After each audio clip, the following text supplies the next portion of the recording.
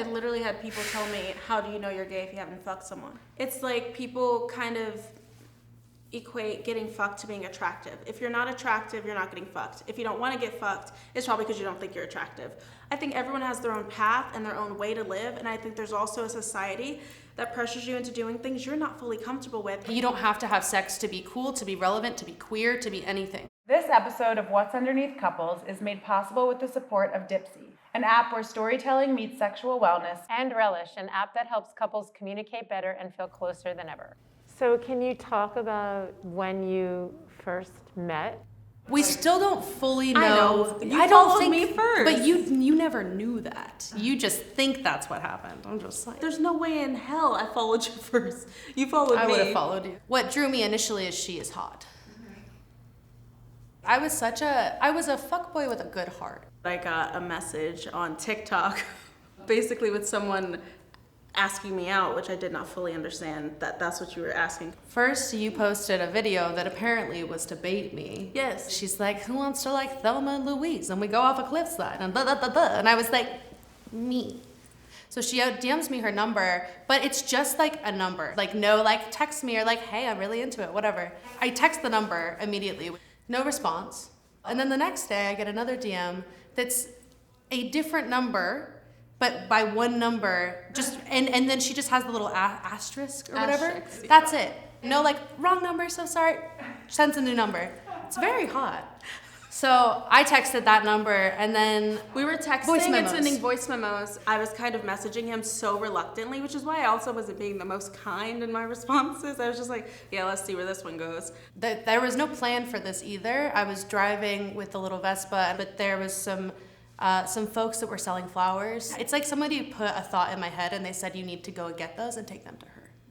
So I picked up the bouquet and she was like, I don't have that much time because I'm going to my dad's. And so I run over, came out to the top of the stairs and I parked right at the end of them with the moped and I get off and I take my helmet off. And then she like opens the gate, like shoves it open and turns around and starts like ran. scurrying back. She was just shaking the whole time and there was this crazy energy that I had never felt with anyone. The reason why I never dated, I was like, I'm waiting for that one person and I know they're coming. Little did I know, but also did I know it was gonna be a white boy. I was like, the kid that everyone told to stop watching movies was way too fairy tale, now has literally a guy with tiny prints written on his hands coming to my doorstep with flowers out of the blue. I'm like, that couldn't be really happening to me. I think growing up Mormon the way I did, it made it very difficult to even begin to discover myself. Like everything is tied to my queerness, but like, I just was very, very neglected and I moved out when I was 14 and like I'm 24 now, so it was 10 years of feeling like I had to work so hard to get somebody to tend to me, you know? So I think when you have that for such a long time, you're like, well, I guess I'm not worth being tended to. I had a friend be like, you have to stop waiting for yourself to be perfect and just accept when the universe is trying to give you something. And I was like, oh, you got a point, but I'm a train wreck. And my friend was like, well, maybe so is he. Can you talk a little bit about the assumptions that people make about you as a couple? I think it depends where we are. The number one assumption is probably that you're a cis woman, which you're not. Yeah, sucks. And that I am not queer at all. They just think we're friends making out. In anywhere, even in LA. It happens to us all the time, actually, where men will hit on. It happened at the farmer's market, where she gets hit on as I'm holding her. It's just so fucking emasculating and also gross to you. Men want to assert themselves because there's something about me that they know is pushing at them, and there's something about us that's pushing at them. Like, we get people shaking their heads at us. That sucks all the time. We've been called slurs. Yeah.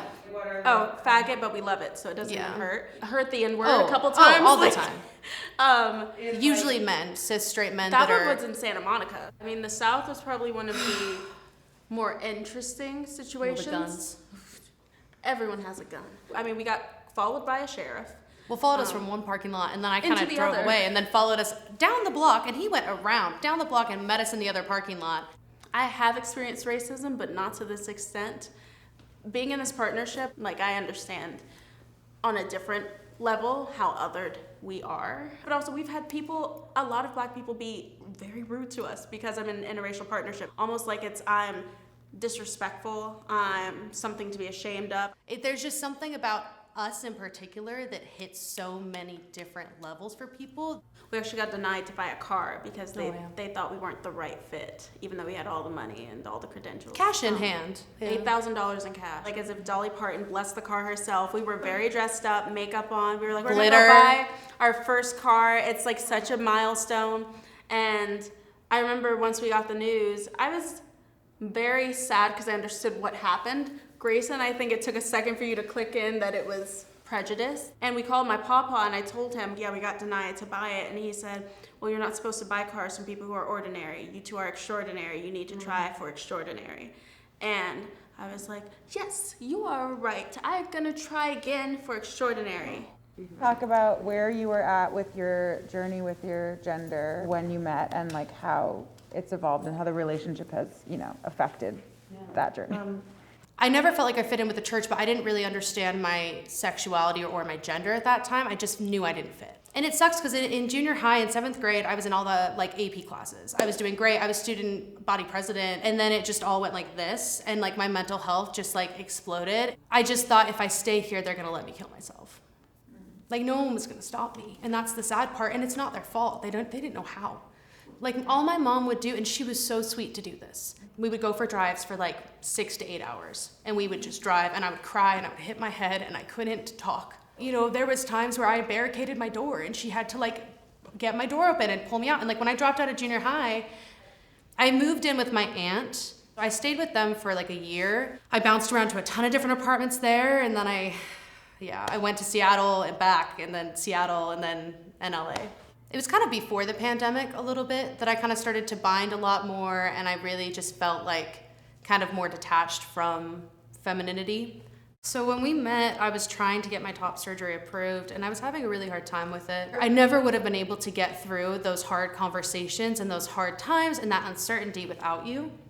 It's just affirming. Being with her is affirming to my gender. Like who she is and the roles she allows me to fulfill is like so incredible and affirming. Like I am the man of the house. Like I get shit done. I build things. I love being daddy. Like I'm daddy. Like it's so good, and like keeping her safe and protected. Like she is like the most treasured. Like it's like my favorite thing. Like getting dressed with you, and like it's like his and hers, like I just love it. It's just so affirming because it's who I always felt I was inside, that I don't even think I got to have that full knowledge because I never got to express this side of me, this role. When I was younger, I never knew what lesbians were, gay was. Like I didn't grow up in a household that kind of talked about queerness too often. And I didn't come out until I was like 17, 18. Like I can identify as bisexual. Like that feels good to me. Like I didn't know what they, them even was. And I read the term gender fluid and I was like, I like that. So I think my brain has always been evolving gender and sexuality, because I just knew I was very gay. At the end of the day, I'm like, it's gay, gay, gay all day, every day. Even with dating, I'm not the type of person who's gonna sleep around with a whole bunch of people. I'm way too sensitive. I was like, my heart is way too invested. I'm waiting for this person. And I sounded like a very naive child, I'm sure, to a lot of my friends. My friends who would see me go home by myself every night just assumed that I had slept with all these people, had done all these things, and I was like, no, I was watching Ugly Betty and like chilling, but that also made me uncool. I literally had people tell me, how do you know you're gay if you haven't fucked someone? And I'm like, did you know you were queer before you fucked someone? Like, what kind of double standard question is that? I mean, you didn't even believe I hadn't slept with anyone. You laughed at me and then kept listening to Frank Ocean. No, I think I didn't know that you were serious about being a virgin for like at least 2 months. I was like, no, I keep bringing it up, not as a quirky little joke. I was even questioned by my own family why I wasn't dating people. Oh, of course. I was like, wait, what? It's like people kind of equate getting fucked to being attractive. If you're not attractive, you're not getting fucked. If you don't want to get fucked, it's probably because you don't think you're attractive. And I was patient, so that feels really good. And I'm engaged, and you're the first person I ever had sex with, and you're the first person that I ever actually kissed. I think everyone has their own path and their own way to live, and I think there's also a society that pressures you into doing things you're not fully comfortable with, or you don't even fully know yourself, and you're over here like engaging with another human being who you don't even trust. So I'm like, there's a lot of layers of just added trauma we add to our stories, into our bodies, into our spirits that we don't necessarily have to. It's funny because like all those people you're talking about, like I was those people. I never told them what I wanted. I never told them what I needed. I never told them if it hurt. Ever. I never told people when it hurted, and that sucked because I got hurt a lot. Besides one cis man, every other cis man I ever had sex with took off their condom multiple times without me knowing or without me consenting. But like 2 times probably out of like the countless times I had sex in 5 years, was it okay? Bad experiences. And even with women? Yeah, oh yeah. The first person I ever engaged with that wasn't a cis man, they were a seasoned lesbian, and their whole thing was getting straight girls to go for them. And then they completely, once you are not straight anymore, because if you go for that, you're probably not, then they immediately go. So it's like, that was my introduction into the queer community. Oh my God, I hate sex with anyone but you. I hate it. When we first got together, I spent the night for the first time and I was like, I can't have sex with you. But for me to tell somebody, I'm not gonna have sex with you, that was like a huge growth thing for me. But for her, she was like, why are you thinking I'm gonna like rip off your clothes? Like, we're just gonna sleep together and hold each other, you know? Like, people should know that they don't have to. Like, you don't have to have sex to be cool, to be relevant, to be queer, to be anything. Your engagement ring. Can we hear about the first time you did have sex? I have always fucked somebody either the night I met up with them or like the day I met up or the next day. Like, I never waited even a week. So it was incredibly healing and wonderful to have such a long, for me in my brain, like 2 months, it was such a long time in comparison. It must have been a big moment for you, especially Gray, right? Oh yeah, I mean, I was literally like, I don't even know how people do this thing. We woke up in the morning, we were just in bed and we were cuddling, and then things started to happen. And I was like, oh, okay. And you just kept checking on me, which I was like, that's like movie shit in my brain where I'm like, nah, you're not really doing that. Like, literally just be like, are you okay? Like, I didn't know that people talked during sex. So I'm like, oh, so we're communicating through this whole entire experience. I feel totally safe. We still do it, and we know what each other likes for the most part. We know kind of boundaries, even though they can change. Especially me, I will disassociate. Whenever our kid comes out, or just like the more vulnerable self, anytime there's that moment, everything stops. I grew up getting hit randomly, or like as a punishment, or like even in moments where I didn't even know I did something wrong. Because like Grayson will smack my ass 1 second, I'll be like, hot, sexy, fuck yeah. 2 seconds later can do the same exact thing, and I'm like, did I do something? And Grayson will go, oh my God, no, literally, no. Your kid is not in trouble, you didn't do anything, your brain did this. But in sex, especially being like bottoming, I'm retraining my body not to think I'm getting hurt, or like someone's trying, like has bad intentions when they're touching me. Like, it doesn't feel like I'm the victim of something. It doesn't feel like something's happening to me. It feels like I'm having an experience in a moment that I want to have, and I'm having a great time.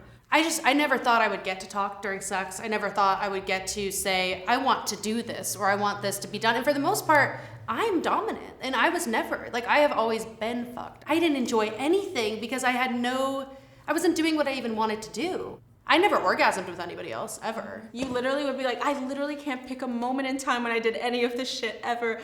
And I'd be like, that is very hard to believe because you're really very good at it. Sometimes we have sex for 5 to 10 minutes. More often than not, it's hours. But if I'm not in the place to do that, or she isn't, like, there's no pressure on that. There are times where we don't have sex for weeks, even a month.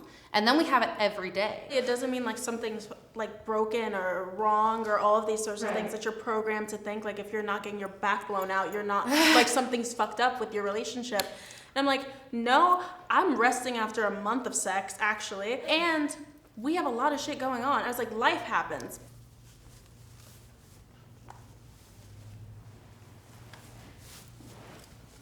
When is each one the most beautiful to each other? You are so beautiful when you tell me what you need, but I love when you say ouch and no. You know, like, you're beautiful all the time, obviously, every moment, but like, that's my favorite, is when you tell me how you feel. I love to see my guy. I love to see your kid.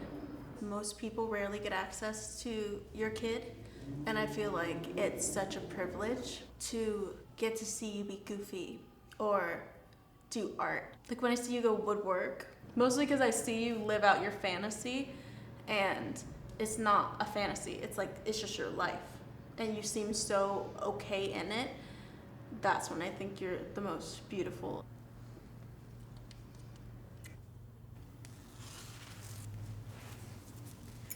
Thank you.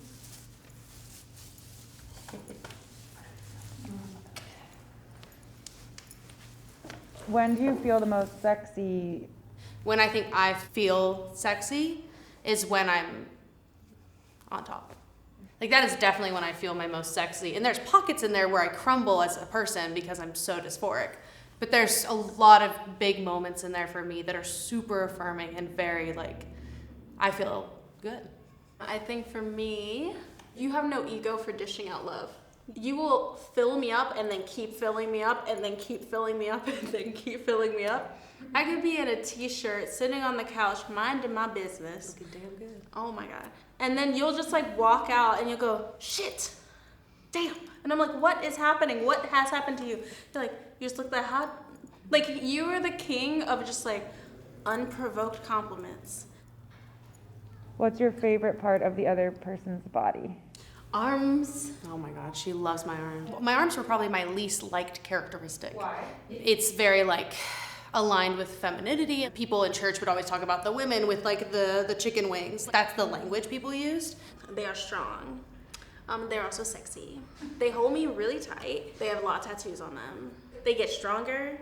They been getting even stronger on T. Also, they are what is used to fuck me. So it's I like the arms a lot. The fact that my least liked feature is the one she loves the most, you know, it's just beautiful. What I think is most sexy about you, now I am a tits and an ass man.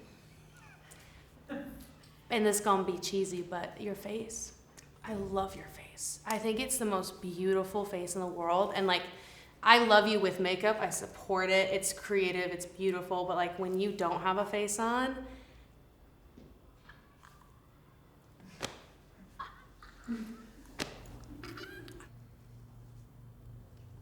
Last question, why being in your partnership, is it a good place to be? Because I never had a home before. This is my home. This is my safe place.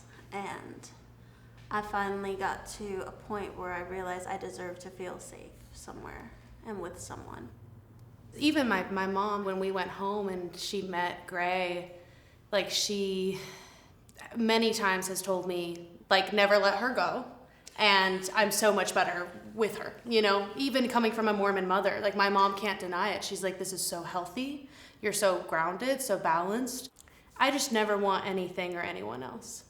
You know, like, this is my home. You're not wrong. This is my home. I refuse to go anywhere else. I refuse.